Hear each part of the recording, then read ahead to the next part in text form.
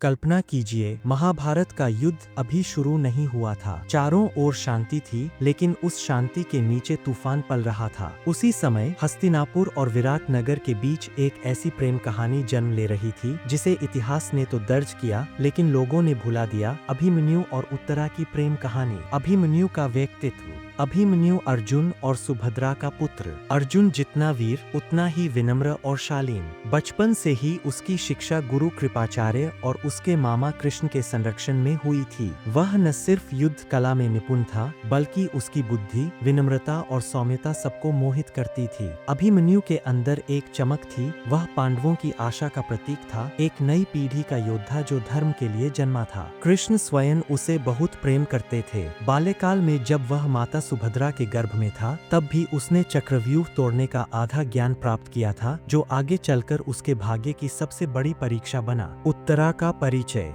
उधर विराट नगर में राजा विराट की पुत्री उत्तरा अपनी सादगी और सौंदर्य के कारण सबकी प्रिय थी। वह संगीत और नृत्य में निपुण थी और अपने पिता की लाडली। उसका मन किसी युद्ध योद्धा के लिए नहीं, बल्कि एक ऐसे साथी के लिए तरसता था जो उसके मन की शांति को समझ सके। भाग्य को कुछ और ही मंजूर था। अभिमन्यु और उत्तरा की पहली मुलाकात। पांडव जब अज्ञातवास के दौरान विराट नगर में छिपकर रह रहे थे, तब अर्जुन ने बृहन्नला रूप धारण किया था। उत्तरा उसी समय उनकी शिष्या बनी। अर्जुन ने जब उत्तरा को नृत्य और संगीत सिखाया, तो उसके मन में गुरु के पुत्र अभिमन्यु के प्रति जिज्ञासा जगी। वह उस वीर राजकुमार से मिलना चाहती थी, जिसके साहस की चर्चा पूरे आर्यावर्त में थी। जब 12 वर्ष का वनवास समाप्त हुआ और पांडव अपने वास्तविक रूप में लौटे, तब विराट राज का पांडवों से मेल हुआ। उसी अवसर पर अभिमन्यु और उत्तरा की पहली मुलाकात हुई। पहली ही दृष्टि में दोनों के मन में एक अनकही भावना जागी, एक ऐसा आकर्षण जो सम्मान, स्नेह और प्रेम के मिश्रण से बना था। विवाह का प्रस्ताव।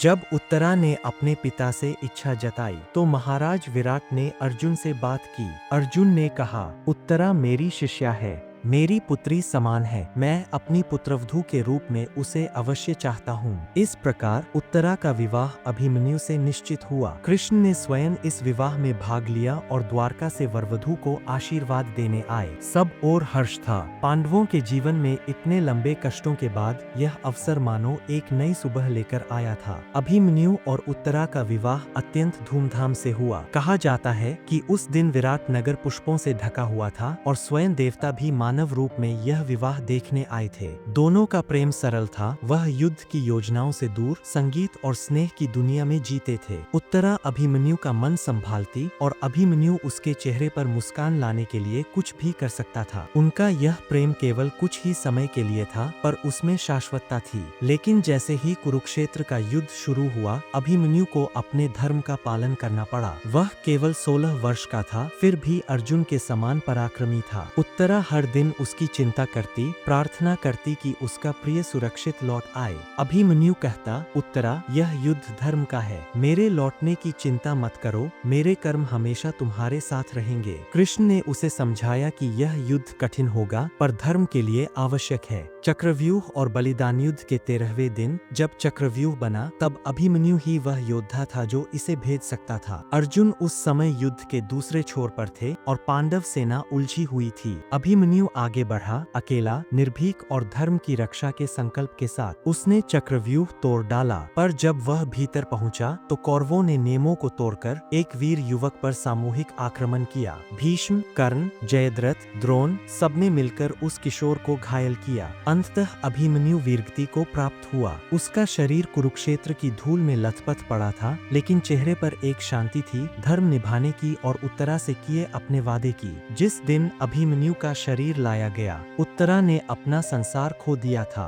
वह रोई नहीं, बस निःशब्द खड़ी रही, क्योंकि दर्द इतना गहरा था कि आंसू भी कम पड़ गए। लेकिन नियति ने उन्हें एक और उपहार दिया। उनके गर्भ में पल रहा अभिमन्यु का वंशज, उत्तरा के गर्भ में पल रहा बच्चा अश्वत्थामा के ब्रह्मास्त्र से नष्ट होने वाला था, लेकिन भगवान कृष्ण ने अपने दिव्य वरदान से उसे बचाया। समय बीत गया, महायुद्ध समाप्त हुआ, पर उत्तरा ने अपना जीवन अभिमन्यु की स्मृति में बिता दिया। वह अक्सर कहती थी, प्रेम केवल साथ होना नहीं, आत्मा से जुड़ना है। अभिमन्यु मेरा था और सदा रहेगा। इतिहास में अभिमन्यु को वीरता के लिए याद किया गया, पर उसके पीछे छिपा यह प्रेम, यह त्याग और यह स्त्री का मौन दुर्हक शायद सबसे भावुक अध्याय है। अगर आज भी कोई पूछे महाभारत में सबसे सुंदर प्रेम कहानी कौन सी थी, तो उत्तर होगा अभिमन्यु और उत्तरा की, क्योंकि यह प्रेम जीने से अधिक समर्पण और आत्मा के मिलन की कथा है।